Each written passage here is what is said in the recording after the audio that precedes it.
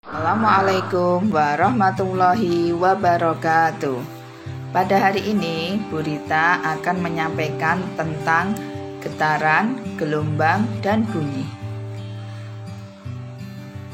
Pada kompetensi ini, yaitu menganalisis konsep getaran, gelombang, dan bunyi dalam kehidupan sehari-hari, termasuk sistem pendengaran manusia dan sistem sonar pada hewan.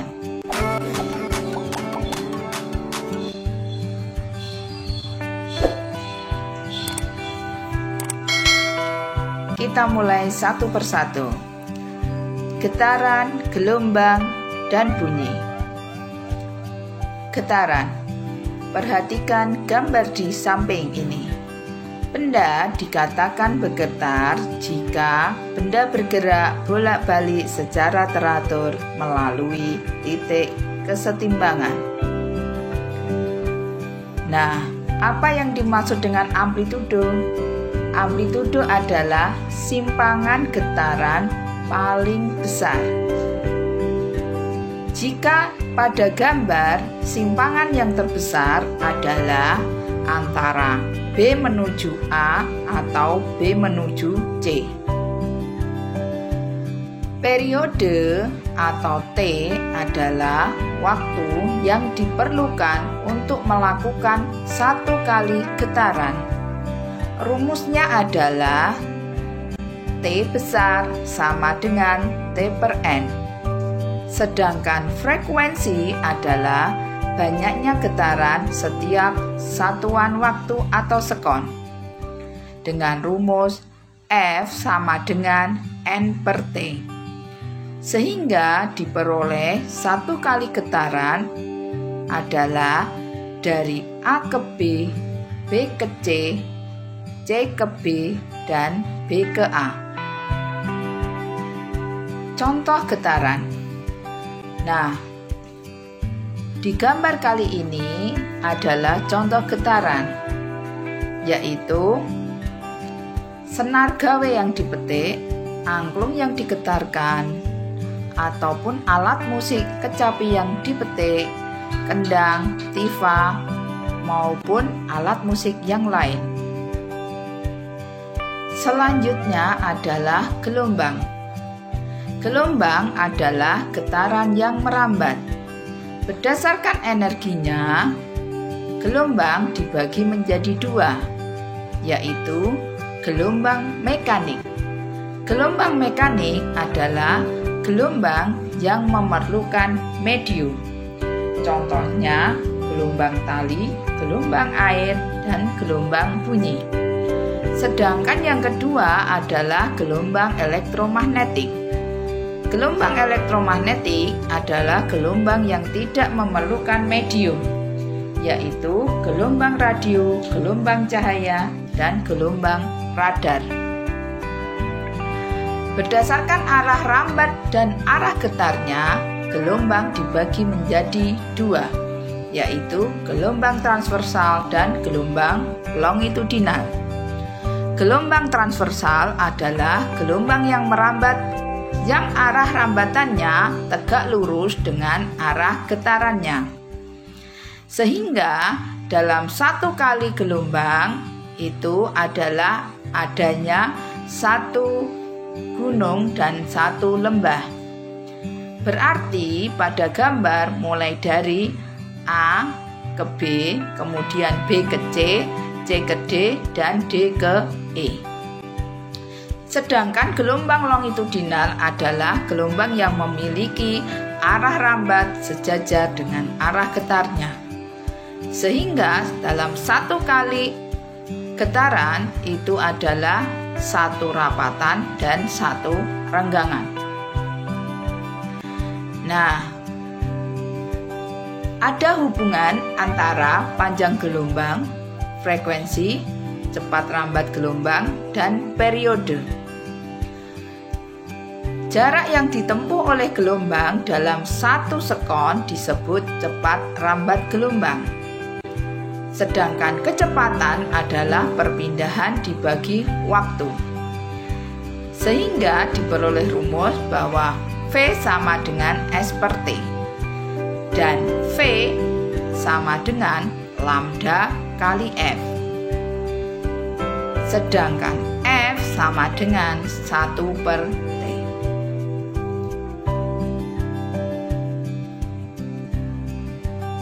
Perhatikan contoh soal di bawah ini. Bandul bola besi berayun dari A ke B, B ke C selama 0,6 sekon. Jarak A sampai C sama dengan 15 cm. Tentukan yang A periode ayunan, yang B frekuensi ayunan, yang C amplitudo ayunan. Kita bahas. Diketahui T sama dengan 0,6 sekon. Sedangkan N atau jumlah 0,5. Sedangkan jarak adalah 15 cm. Ditanya, yang pertama adalah periode atau T besar. Yang kedua adalah frekuensi atau F. Yang ketiga adalah amplitudo. Nah, kita bahas mulai yang pertama, yaitu T atau periode. Periode adalah jumlah waktu per banyaknya gelombang, sehingga diperoleh 0,6 per 0,5 sama dengan 1,2 sekon. Yang B, F sama dengan banyaknya gelombang per waktu. 0,5 dibagi 0,6 sama dengan 0,8 Hz. Sedangkan amplitudo atau simpangan terjauh adalah 15 cm. Nah, selanjutnya pemantulan gelombang. Pemantulan gelombang adalah peristiwa membaliknya gelombang setelah mengenai penghalang. Nah, di sini contohnya adalah ketika air dimasukkan ke dalam ember. Air yang dimasukkan ke dalam ember tadi, ketika diberi gangguan, maka akan timbul gelombang. Gelombang yang timbul itu bergerak menjauhi titik gangguan yang diberikan, sehingga air akan bergerak membentuk bola dengan titik pusat di mana gangguan itu diberikan. Selanjutnya, bunyi. Bunyi sampai ke telinga itu karena merambat dalam bentuk gelombang. Bunyi dapat terdengar apabila ada sumber bunyi, medium atau zat perantara, dan alat penerima atau pendengar. Frekuensi bunyi. Frekuensi bunyi dibagi menjadi 3. Yang pertama infrasonik, yang kedua audiosonik, yang ketiga ultrasonik. Yang pertama, bunyi infrasonik adalah bunyi yang frekuensinya kurang dari 20 Hz. Yang dapat mendengar bunyi infrasonik adalah anjing dan jangkrik. Yang kedua, audiosonik. Audiosonik adalah bunyi yang frekuensinya antara 20 sampai 20.000 Hz. Yang dapat mendengar adalah manusia. Sedangkan yang ketiga adalah bunyi ultrasonik. Bunyi ultrasonik adalah bunyi yang frekuensinya di atas 20.000 Hz. Yang dapat mendengar adalah lumba-lumba. Selanjutnya, karakteristik bunyi. Nah, Karakteristik bunyi yang pertama, tinggi rendah dan kuat lemahnya bunyi. Tinggi rendah nada ditentukan oleh frekuensi bunyi tersebut. Semakin besar frekuensi bunyi, maka akan semakin tinggi nadanya. Dan sebaliknya, jika frekuensi bunyi rendah, maka nada akan semakin rendah. Yang kedua, nada. Nada adalah bunyi yang memiliki frekuensi yang teratur atau jumlah getaran pada setiap detiknya sama. Contohnya yaitu bunyi yang dihasilkan oleh alat musik seperti gitar, piano, seruling, maupun harmonika. Yang ketiga adalah warna dan kualitas bunyi. Warna bunyi adalah bunyi yang diterima oleh alat pendengar berdasarkan sumber getarannya. Yang terakhir atau yang keempat adalah resonansi. Resonansi merupakan peristiwa ikut bergetarnya suatu benda karena getaran benda lain. Selanjutnya adalah pantulan bunyi.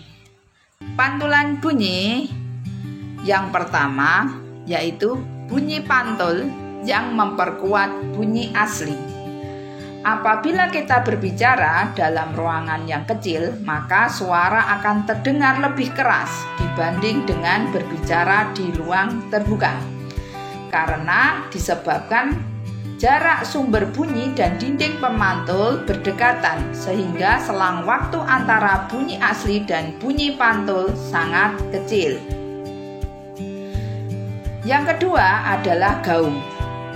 Ketika kita berbicara di dalam sebuah gedung yang besar, maka dinding gedung ini akan memantulkan suara. Biasanya, selang waktu antara bunyi asli dan pantulan dalam gedung sangat kecil, sehingga bunyi pantul bersifat merugikan karena dapat mengganggu kejelasan bunyi asli. Yang ketiga, gema. Terjadinya gema hampir sama seperti gaung karena adanya pantulan bunyi. Namun, gema terjadi bila sumber bunyi dan dinding pemantul jaraknya jauh, lebih jauh daripada jarak sumber bunyi dan pemantul pada gaung. Yang selanjutnya yaitu mekanisme mendengar pada manusia dan hewan. Yang pertama, mekanisme mendengar pada manusia. Proses mendengar pada manusia melalui beberapa tahap. Diawali dari lubang telinga yang menerima gelombang dari sumber suara, akan menggetarkan gendang telinga. Selanjutnya, ditransmisikan melintasi telinga tengah melalui tulang telinga. Getaran dari tulang sanggurdi ditransmisikan ke telinga melalui membran jendela oval ke koklea. Di dalam koklea terdapat organ korti yang menjadi reseptor getaran yang sebenarnya dan menstimulasi getaran yang diteruskan oleh saraf auditori ke otak. Berikut adalah organ penyusun telinga dan fungsinya. Telinga terbagi menjadi 3, yaitu telinga luar, telinga tengah, dan telinga dalam.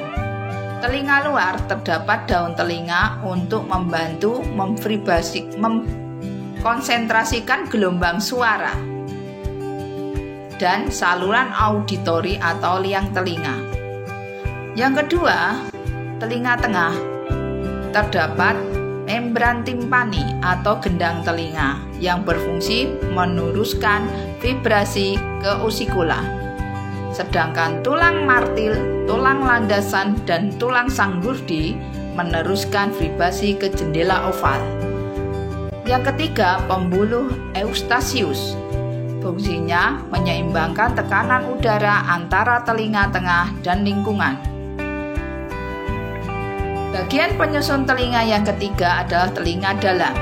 Ada jendela oval untuk penghubung telinga tengah dan telinga dalam.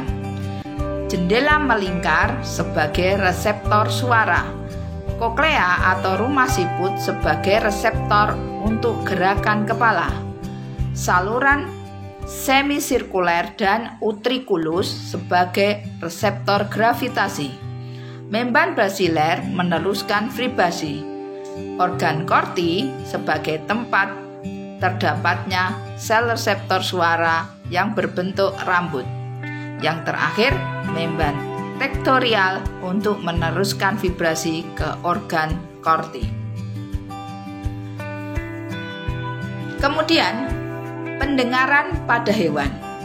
Beberapa mamalia menggunakan daun telinganya untuk memfokuskan suara yang diterimanya atau dikenal dengan sistem sonar.